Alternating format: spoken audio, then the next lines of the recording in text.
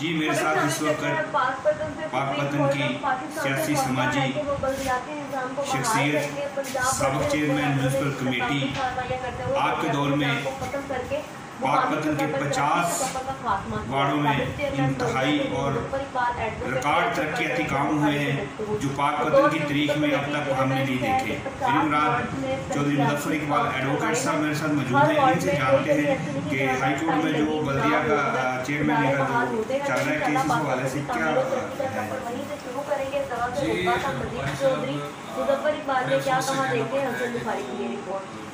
है।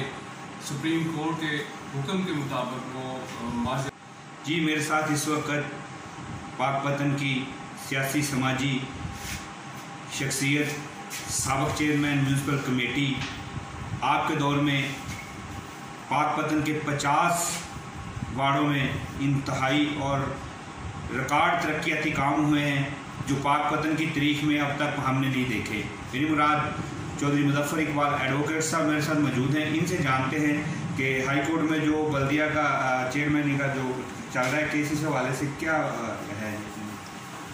जी बुखारी साहब, बड़े अफसोस से कहना पड़ता है कि जो इदारे सुप्रीम कोर्ट के हुक्म के मुताबिक वो मार्ज वजूद में आए थे, लेकिन 2 साल हो गए उनको मौजूदा हुकूमत ने ख़त्म कर दिया। और उसके बाद मैं तो ये कहता हूँ कि इदारे ख़त्म करने का मकसद ये है कि आप तरक्की के अमल को रोक दें।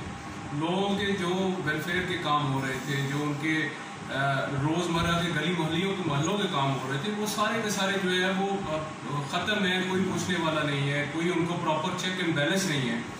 तो अवामी नुमाइंदों का मकसद यही होता है कि जब वो होते हैं तो वो ग्रास रूट लेवल के वो नुमाइंदे हैं और ग्रास रूट लेवल पे उनको हर एक चीज़ का इल्म होता है और बर वक्त जो लोगों के मसाइल हैं वो हल होते हैं।